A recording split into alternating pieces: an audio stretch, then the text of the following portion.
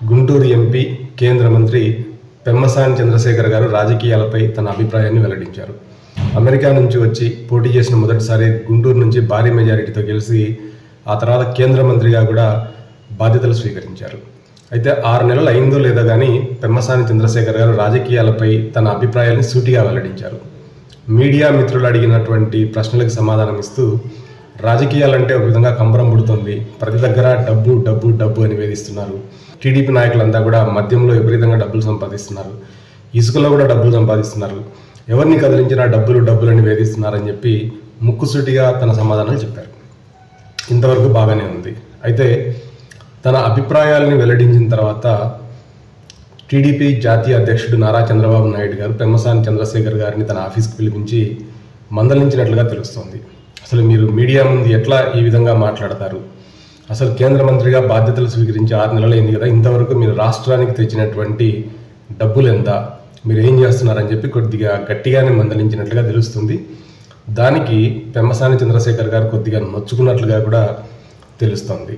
అయితే పెమ్మసాని చంద్రశేఖర్ గారు ఎప్పుడో ఆంధ్రప్రదేశ్లో విద్యాభ్యాసాన్ని పూర్తి చేసుకొని మెడిసిన్లో పీజీ చేయడానికి అమెరికాకి వెళ్ళారు.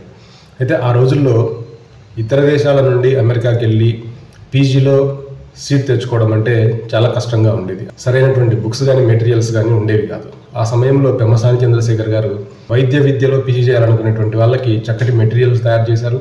ఆ తర్వాత దాన్నే ఆయన ఒక ఆయుధంగా మలుచుకుని కోచింగ్ సెంటర్లను స్టార్ట్ చేసి ఆర్థికంగా చాలా బలంగా తయారయ్యారు.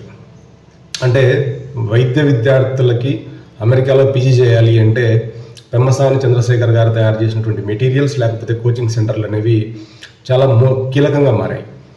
ఆ తర్వాత చాలామంది విద్యార్థులు ఆ మెటీరియల్స్ను ఉపయోగించుకొని అమెరికాలో పీజీలో సీట్ సంపాదించుకొని పీజీ పూర్తి చేసుకుని డాక్టర్లుగా అక్కడే స్థిరపడ్డారు. అయితే రాజకీయాల మీద కొంత ఇష్టంగా ఉన్నటువంటి పెమ్మసాని చంద్రశేఖర్ గారు మొదటి నుంచి టీడీపీకి కొంత విరాళాలు ఇస్తూ వస్తున్నారు.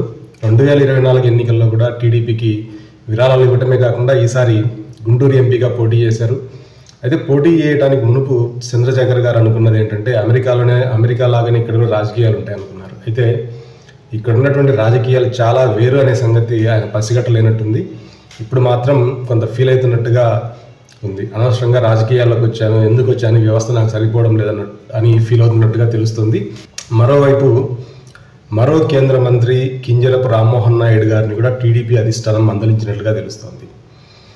ఎందుకంటే రామ్మోహన్ నాయుడు గారు కేంద్ర మంత్రిగా బాధ్యతలు స్వీకరించిన తర్వాత గతంలో శ్రీకాకుళం జిల్లా కలెక్టర్గా పనిచేసినటువంటి వ్యక్తిని తన పర్సనల్ సెక్రటరీగా నియమించుకున్నట్టు తెలుస్తుంది. అయితే ఈ విషయం పైన టీడీపీ కార్యకర్తలు, అభిమానులు, అట్లాగే కొంతమంది నాయకులు రగిలిపోతున్నట్టుగా కూడా తెలుస్తుంది. ఎందుకంటే గతంలో ఇదే వ్యక్తి శ్రీకాకుళం జిల్లాలో కలెక్టర్గా పనిచేస్తున్నప్పుడు ఎవరైనా టీడీపీ కార్యకర్తలు, నాయకులు కలెక్టర్ గారిని కలవడానికి వెళ్తే మీరు ముందు నన్ను కాదు కలవాల్సింది, వైసీపీకి నాయకులను కలిసి వాళ్ళతో ఓకే అని చెప్పించుకున్న తర్వాత నా దగ్గరికి రండి అని చెప్పి చాలాసార్లు తిప్పినట్టు తెలుస్తుంది.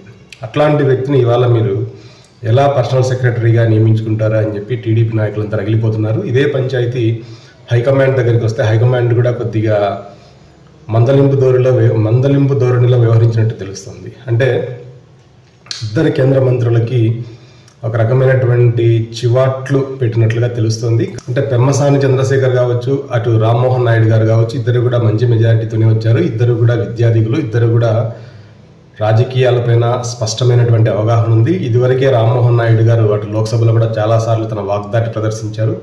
అట్లాంటి వ్యక్తులకు కూడా ఇవాళ ఖచ్చితంగా ఒక నిర్ణయం తీసుకునేటువంటి చాయిస్ రాజకీయాల్లో లేకుండా ఉంది. అంటే ఇక్కడ యువకులను విమర్శించట్లేదు కానీ ఏ ప్రాంతీయ పార్టీల్లో అయినా సరే నాయకులకి, అంటే అధిష్టానాన్ని కాకుండా మిగతా నాయకులకి ఎవరికి కూడా స్వేచ్ఛగా నిర్ణయం తీసుకునేటువంటి వెసులుబాటు లేదు.